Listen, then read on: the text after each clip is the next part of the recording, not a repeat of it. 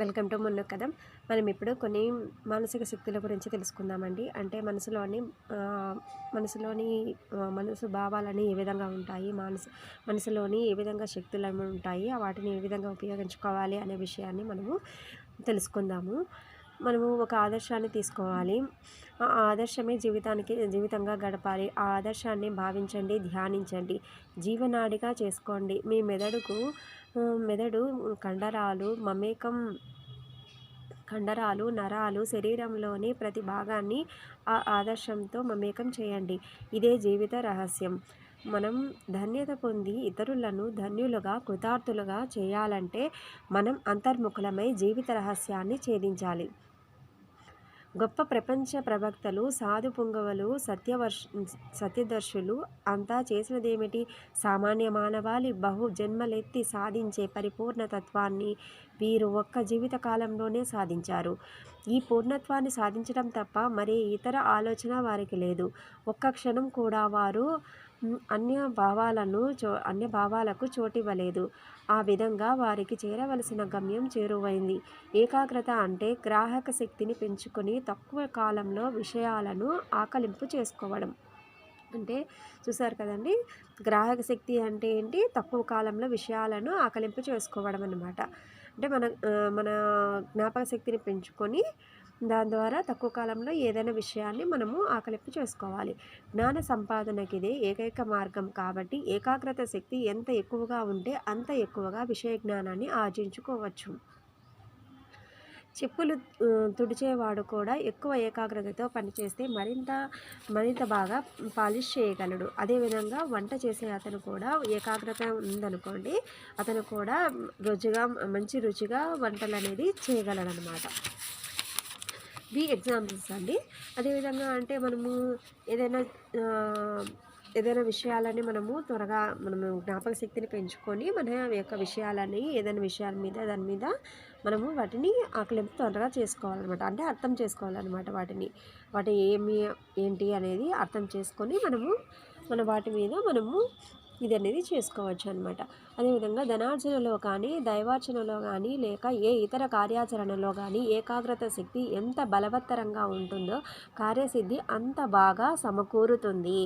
ఈ ఏకాగ్రత ద్వారానే సత్వరజస్తమో గుణాత్మకమైన మనస్సు జయింపబడి ఆవల ఉన్న జ్ఞానకాంతి వెల్లువలా ప్రసరిస్తుంది.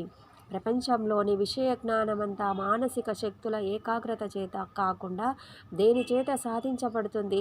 ప్రపంచం తన రహస్యాలను బయలుపరచడానికి ఎప్పుడూ సిద్ధంగానే ఉంటుంది. అయితే ఎక్కడ తట్టాలో, ఆ రహస్యాన్ని ఎలా ఛేదించాలో మనకు తెలియాలి. ఆ ప్రయత్నానికి కావలసిన బలము, శక్తి ఏకాగ్రతతోనే సాధ్యపడుతుంది. మనిషి యొక్క మనస్సు యొక్క శక్తి అపారం అనమాట. అంటే మనిషి యొక్క శక్తి అపారం అన్నమాట. అది ఎంత ఏకాగ్రత నొందితే అంత శక్తివంతం అవుతుంది. అంటే మన మనసులో, మన శరీరంలో ఉండే మనస్సు అనేది చాలా శక్తివంతమైనదన్నమాట. అది ఎంత ఏకాగ్రత ఉంటే అంత శక్తి అనేది ఎక్కువ పెరుగుతుందన్నమాట మన మనసుకి. మనం కొత్తగా ఏ శక్తిని సృష్టించలేము, కానీ దిశానిర్దేశం చేయగలం. అంటే కొత్తగా శక్తిని అయితే మనం సృష్టించలేమండి. ఎందుకంటే దేవుడు సృష్టించినది కదండి, మనం ఏం చేయలేము. కానీ వాటిని మనం ఏ దిశ వైపు తీసుకెళ్ళాలి అనే విషయం మాత్రం మన చేతిలోనే ఉంటుందన్నమాట. మన ఆధీనంలోని మహత్తర శక్తులను నియంత్రించడం నేర్చుకోవాలి. సంకల్ప శక్తితో వాటిని తుచ్చమైన ప్రాపంచిక సుఖాల కోసం కాకుండా ఆధ్యాత్మిక పురోభివృద్ధికి వినియోగించాలి. నీతికి, మతానికి పవిత్రశీలయే పునాదిరాయి అని విస్మరించకూడదు.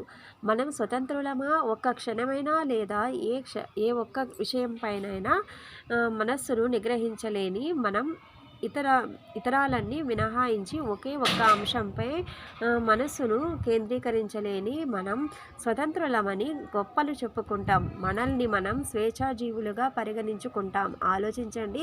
నిగ్రహం లేని మనస్సు పతన దిశగా పయనింపచేసి వినాశనానికి దారితీస్తుంది. నిగ్రహించబడ్డ మనస్సు మనలను సంరక్షిస్తుంది, సర్వ స్వతంత్రులను చేస్తుంది. మనస్సుకు పశువులకు ఏకాగ్రతతోనే వ్యత్యాసం. ఏ పనిలో పొందిన విజయమైనా దీని పర్యవసానమే ఏకాగ్రతలోని వ్యత్యాసమే మనిషికి ఉన్న తేడాను నిర్ణయిస్తుంది. అధమ స్థితిలోని మానవుని ఉన్నత స్థితిలోని మానవునితో పోల్చండి. అంటే అధమ స్థితిలో ఉన్న మానవుని ఉన్నత స్థితిలో ఉన్న మానవునితో పోల్చండి. వారి ఏకాగ్రతలోని భేదమే వారి మధ్యనున్న అంతరానికి కారణం అన్నమాట. ఇలా అండి.